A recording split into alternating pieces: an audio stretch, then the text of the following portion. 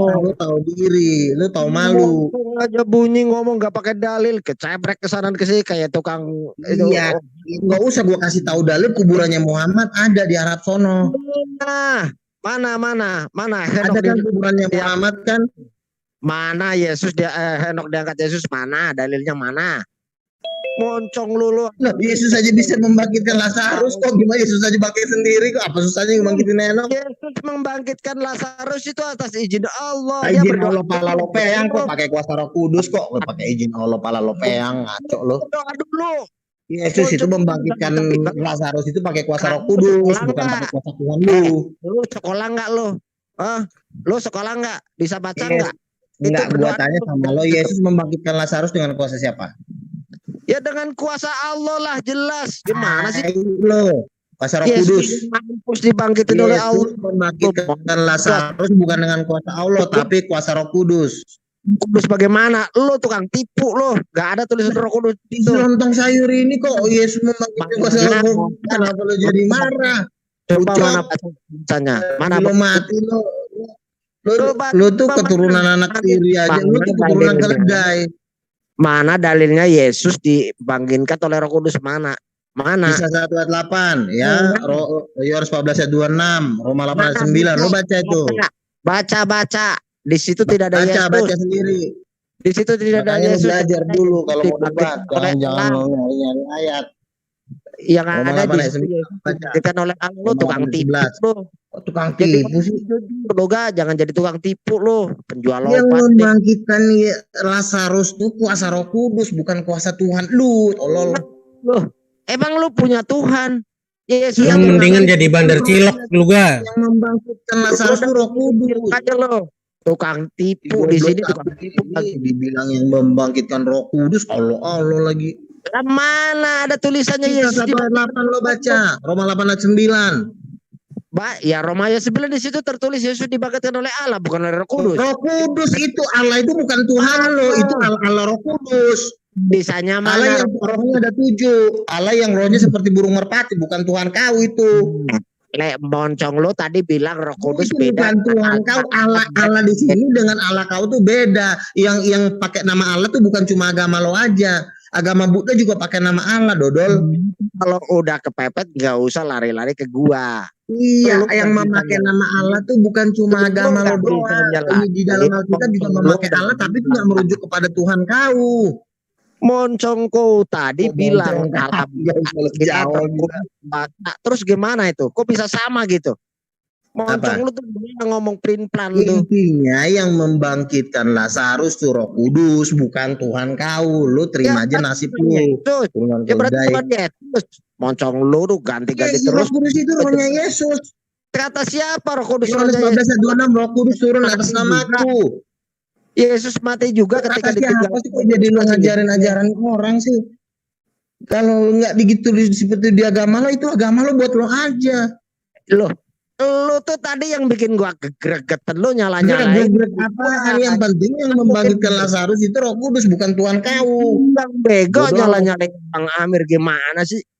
Baca aja lu gak becus. Lu tahu diri yang membangkitkan Yesus dari antara roh mati itu bukan Allah Subhanahu wa taala, tapi Roh Kudus, ucok.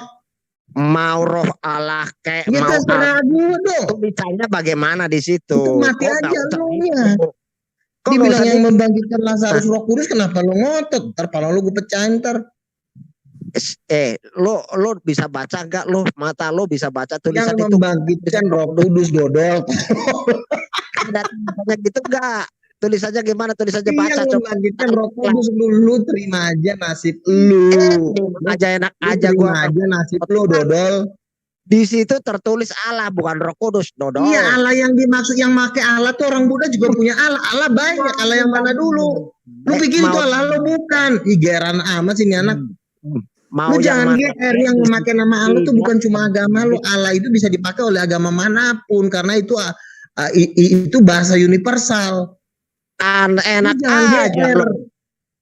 Bahasa universal bookkeeper. Lu terima aja Allah nasib lu udah, bentar lagi juga lu mati, lu bentar lagi juga dilempar ke neraka lu. Denger nih, moncong lu tuh dengerin nih. Kata Bukan Allah itu lu nya, lu sesat. Yang membangkitkan Yesus tuh Roh Kudus, bukan Tuhan lu. Lo yang pakai balok itu apa? Yang tertulis di situ apa? Makanya jangan baca satu ayat, lu baca ayat di bawahnya, Kisah 1 ayat 3, Roh Kudus akan turun ke atasmu. Lu baca kisah 8 ayat 9 ya, Kisah 8 ayat 39 dikatakan Allah mengurapi dia dengan kuat kuasa Roh Kudus. Berarti Allah itu membangkitkan Yesus dengan kuasa Roh Kudus, bukan pakai kuasa Tuhan kau. Moncong lu bilang tadi Yesus. Moncong sih. Lu terima aja, itu udah nasib lu. Jadi orang tersesat. Moncong lu berganti-ganti ngomong. Moncong sih orang lu yang salah. Moncong tadi bilang Yesus Allah sendiri, gimana ketika Yesus dibangkitkan Allah, moncong lu Allah yang dimaksud itu Allah ini banyak, bro. Satu, ada Allah Subhanahu wa taala, Tuhannya orang Arab. Ada Allah yang memiliki 7 roh, itu Tuhannya orang Kristen. Ada Allah Brahma, Tuhannya orang India. Nah, Allah dalam Alkitab itu Allah yang memiliki 7 roh, itu Tuhannya orang Kristen. Lalu Allah Subhanahu wa taala itu Tuhan kau, Muncung.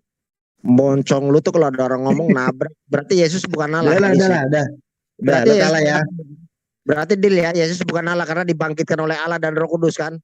Iya, Roh Kudus itu kan rohnya Yesus. Berarti bukan Allah. Berarti Yesus bukan Allah. Rohnya Yesus, berarti Yesus ngebangkitinnya pakai kuasa sendiri. Ngapain dibangkitkan lagi oleh Allah? Ngapain dibangkitkan lagi oleh Allah? Kenapa nggak bangkit sendiri? Kenapa nggak bangkit sendiri? Yesus itu kan firman. Firman itu kan punya roh. Rohnya itu bangkit sendiri kan saya bilang. Kenapa nggak bangkit sendiri? Kenapa harus dibangkitkan? Dengerin dulu. Nggak usah dengerin dulu. Kenapa nggak bangkit sendiri? Kenapa itu rohnya Yesus? Kalau Roh Kudus rohnya Yesus, berarti Yesus bangkitin Lazarus pakai kuasa Roh Kudus, ya berarti kan bangkit sendiri. Bangkit sendiri bagaimana? Di situ ditulis bangkit sendiri atau dibangkitkan? Mau nipu lo? Mau nipu gitu? Dengerin. Lu diam dulu sebentar ya. Iya, lu diam sebentar. Lu merubah tulisan gitu. Lu diam ya. Yesus berganti-ganti. Dengerin. Ya, lu diam dulu. Yesus membangkitkan. Dengerin, lu diam. Yesus membangkitkan Lazarus dengan kuasa Roh Kudus. Nah, Roh Kudus ini siapa? Roh Kudus ini adalah rohnya Yesus sendiri. Yohanes 14 ayat 26, Roh Kudus akan turun atas namaku. Iya, berarti kalau Yesus membangkitkan Lazarus dengan kuasa Roh Kudus, ya berarti Yesus membangkitkan pakai kuasa sendiri, karena Roh Kudus itu rohnya sendiri. Makanya Bapa dan Firman dan Roh itu satu. Gue gergaji gigi lo, gue gergaji entar. Udah cukup ya. Dia ini udah kalah. Cukup. Udah menyerah lu gak nyerah. Bukan. Dia udah kalah dia. Hanya itu aja dibolak-balik. Jadi itu udah cukup. Enggak, itu enggak kalah jaringannya itu. Iya, udah cukup debat sama dia. Udah gue bolak-balik pertanyaannya sama. Berarti Bang Luga nyerah ya. Udah gue jawab 10 kali masalahnya. Itu aja lagi. Berarti Bang Luga nyerah gitu ya. Nyerah sih, udah dijawab 10 kali kok. Kasihan dijawab gimana? Orang lagi jaringan bermasalah bilang nyerah. Iya, berarti salah sendiri.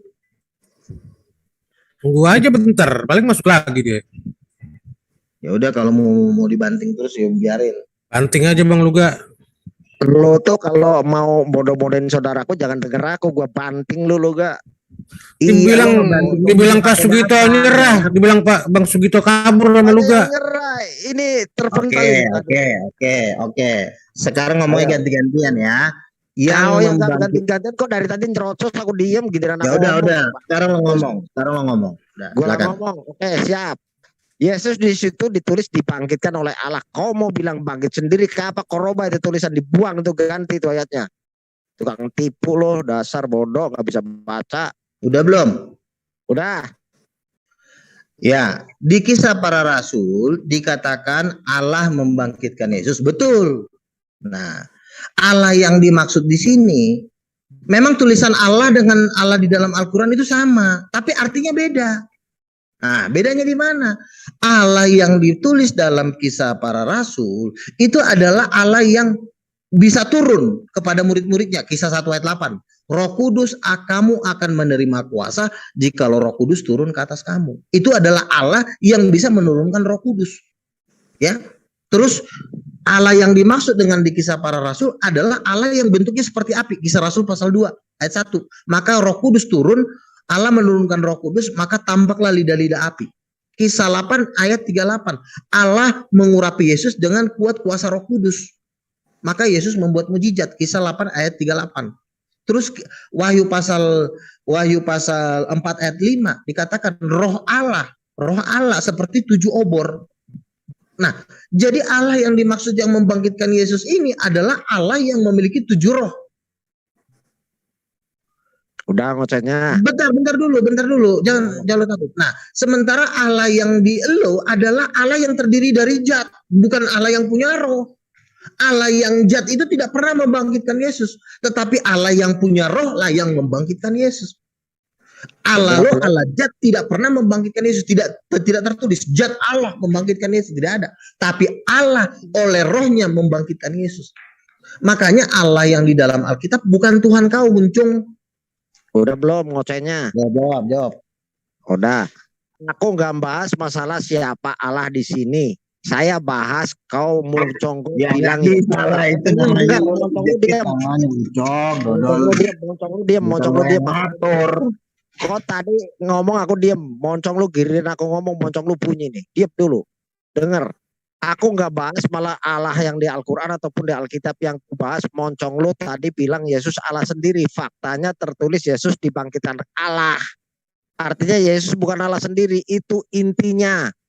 Kok nggak usah ganti, kalau di situ tulisannya mau ganti bangkit sendiri, kok ganti itu tulisan seluruh LAI itu dibuang, itu ganti baru. Moncong lu mau jadi tukang tipu lu gak? Sudah jelas-jelas di Alkitab tertulis Yesus dibangkitkan oleh Allah. Terserah mau Allah yang mana, mau Allah kodok, mau Allah mana, kayak yang penting dia membangkitkan Yesus. Kau dengar itu? Nggak usah jadi tukang tipu di sini. Udah bodoh, nggak bisa baca, bodoh-bodohin saudara aku lagi. Wah, hajar lo sampai babak belur lo. Enak aja bilang. Gantian. Kalau dibilang Allah membangkitkan Yesus, kita nggak boleh hanya diam sampai di situ. Gue nggak mau peduli Allah yang mana. Nggak bisa begitu. Justru yang namanya mau nipu orang. Nggak bisa begitu, Joy. Misalnya gini, luga. Di dunia ini banyak yang namanya luga. Luga yang mana? Luga Tambunan, luga Pardede, luga Silaban ada. Makanya harus dicek. Yang membangkitkan siapa? Misalnya gini, gue kemarin ketemu yang namanya luga. Luga yang mana nih? Banyak luga. Luga Tambunan kah? Luga Silaban kah? Luga Pardede kah? Nah, bentar. Sama seperti lo. Allah membangkitkan Yesus, Allah yang mana? Allah banyak orang. Allahnya orang Hindu juga ada kok. Yang bentuknya seperti Brahma. Ya bisa jadi dibangkitkan dalam orang Hindu. Nah, kalau lo mengambil ayat Alkitab, dengerin gini loh. Hidup ini harus ada aturan. Kalau lo masuk ke rumah orang, lo harus ngikutin aturan yang punya rumah. Jangan lo masuk ke rumah orang, ngikutin aturan lo. Namanya kalau lo dipecahin orang. Lo kan mengambil ayat Alkitab. Otomatis lo harus ngikutin aturan Alkitab. Bukan aturan lo yang lo pasang ke Alkitab.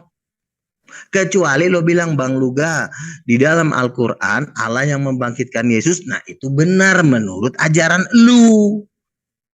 Tapi kalau lo ngambil ayat di dalam Alkitab, Allah membangkitkan Yesus, lu kudu ngikutin aturan yang punya rumah, bukan aturan lo yang lo pasang di sini. Iya dong. Jadi Yesus dibangkitkan ya, gak bangkit sendiri kan? Iya, dengerin, yang betul Yesus itu dibangkitkan oleh apa? Oleh Roh Kudus. Ya, gitu jawab benar. Yesus memang dibangkitkan oleh Roh Kudus. Tapi jangan lo bilang oleh Allah Subhanahu wa taala, ntar pala lo digetok pala lu. Udah nyerah ya berarti sekarang. Jadi sekarang gitu jujur ya, dibangkitkan oleh Allah dengan kuasa Roh Kudus, itu jawabannya baru benar do. Jangan bangkitkan oleh Allah, harus ikut kuasa Roh Kudusnya supaya lo nggak dikatain tolol. Udah. Nah gitu jujur bilang kalau Yesus dibangkitkan, jangan moncong lu. Yesus bilang dibangkitkan oleh siapa, itu juga harus jelas. Jangan cuma dibangkitkan oleh siapa. Aku bilang terserah mau dibangkitkan oleh Oh, nggak kodok bisa kan. terserah, itu namanya lo orang sinting. Nggak bisa terserah, harus jelas. Yesus dibangkitkan oleh siapa? Yang Oleh Roh penting di situ Kudus. Jangan lo, pokoknya terserah dibangkitkan oleh siapa kayak nggak bisa begitu. Itu namanya lo penipu. jadi gak bangkit diri ya, jujur udah ya, gak bangkit diri Yesus, oke?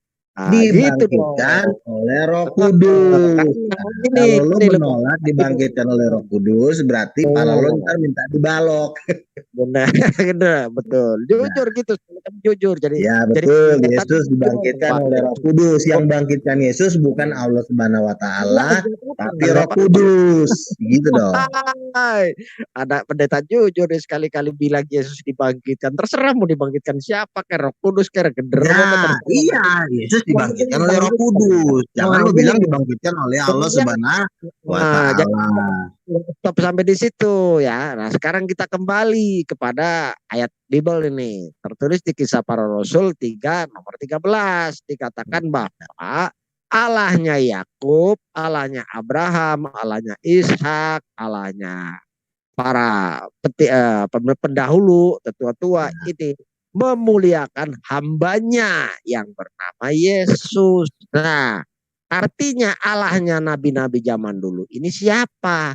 Nah, di situ tertulis di Yesaya 5:16 dikatakan di sana bahwa Allahnya Israel sang penguasa alam dan pencipta alam semesta adalah Allah yang maha suci dan maha tinggi. Iya, Jadi yang maha suci ini sifatnya seperti apa? Nggak bisa dipotong-potong. Yang punya rohnya ada 7, dodol goblok. Hai, aduh, pegangan tiang listrik lu gak? Tahu takutan sekali. Iya, kan gue udah bilang lu sebagai Persatuan Penyesat Indonesia, lu nggak bisa menafsirkan sesuka muncul lu. Karena, dengerin, Allahnya Abraham itu bertahta di atas cerubim. Cerubim muncul lu kagak tahu ya. Allahnya Abraham itu juga punya roh ada 7. Sementara Tuhan lo itu zat nggak punya roh. Nah itu lo harus bacain. Jangan cuma lo membaca sepotong-potong, nanti lo dikatain maling. Paham lu nya? Gantian ngomong lu gak gantian. Silakan. Nggak apa-apa. Jangan jungkir balik begitu lu, gak santai. Kalau jungkir balik harus lengkap. Jangan lo potong-potong, nanti lo disangkain maling. Dengar. Artinya Tuhannya Bani Israel sesuai tertulis di kitab Yesaya nomor 16 bukan Yesus. Tuhannya Israel itu yang iya dengerin. Iya, tunggu dulu. Muncul lu diam dulu. Artinya ketika Luga ini menyembah Yesus, artinya Tuhan lain. Nah, kau itu berzina sudah Luga karena sudah menyembah bukan Tuhannya Bani Israel. Jadi moncong lu tadi nuduh saudaraku berzina menyembah Tuhan lain, ternyata moncong lu sendiri yang berzina itu. Paham enggak? Udah belum? Udah belum? Nah, Tuhannya yang di dalam Yesaya itu, di Yesaya 6, di sekelilingnya ada 4 makhluk namanya serafim. Nah, gue tanya si Muhammad, serafim Muhammad kagak tahu. Terserah. Tuhannya Yesaya, dengerin dulu. Gantian dong. Gantian dong. Kamu memframing masalahnya jadi sepilah. Kalau kagak memframing saya diam nih. Makanya diam. Tuhannya itu siapa kayak aku nggak peduli. Faktanya Tuhannya Bani Israel bukan Yesus. Jadi lu berzina. Iya dengerin dulu. Iya. Udah belum? Udah belum? Udah. Oke. Lu bilang kan Tuhannya bangsa Israel tertulis di Yesaya. Oke. Gua mau pegang Yesaya. Yesaya pasal 6 dikatakan Tuhan itu duduk di atas tahta. Jubahnya sampai di kaki. Nah, di sekeliling Tuhannya Yesaya yang tadi lu curi ayat Alkitab, lu kan lu maling mulu lu kerjanya. Lu comot-comot kitab Yesaya, sementara di kitab lu nggak ada kitab Yesaya. Iya lanjut dong.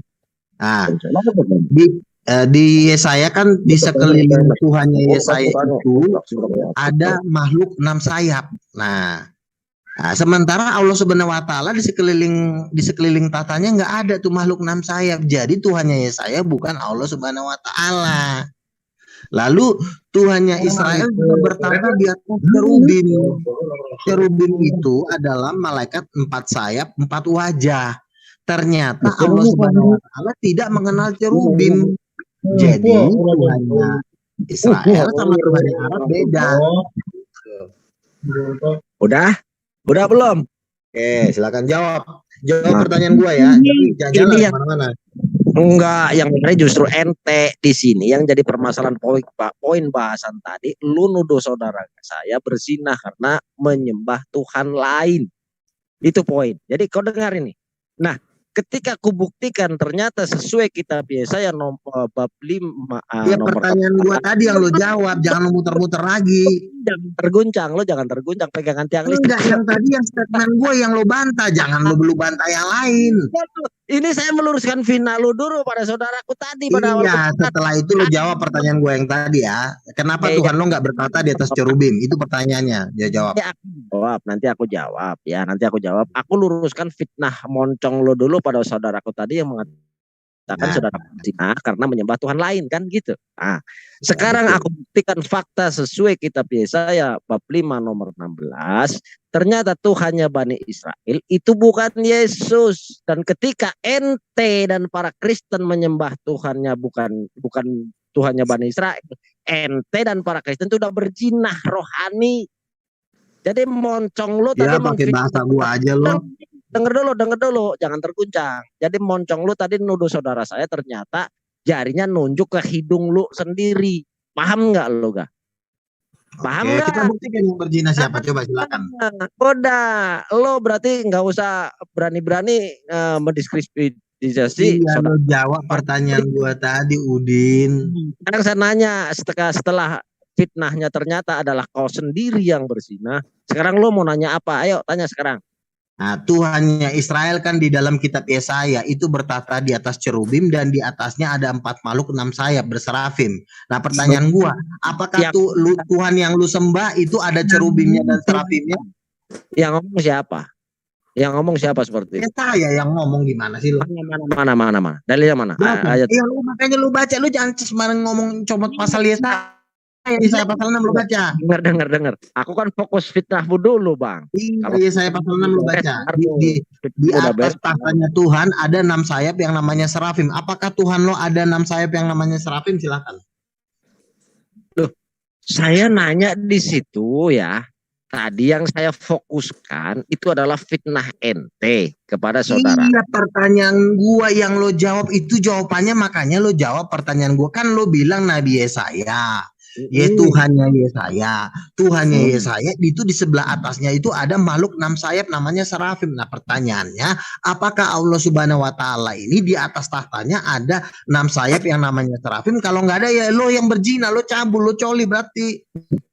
Coli rohani lo. Tunggu dulu, aku belum lihat silakan itu. Amaan lo, Dodol. Aku belum lihat ayatnya aja lo. Allah Subhanahu wa taala apakah ada serafim di atasnya? Kalau nggak ada berarti lu sedang coli rohani, zina rohani, lu nyembah Tuhan berzina lo sama Tuhan yang lain. Saya mau nanya serafim itu apa? Si Dodol malah nanya. Sebelum aku jelasin. Sekolah nggak? Ini jangan nanya-nanya sama gua. Katanya lu udah sekolah. Serafim apaan? Kalau menurut saya serafim itu adalah malaikat.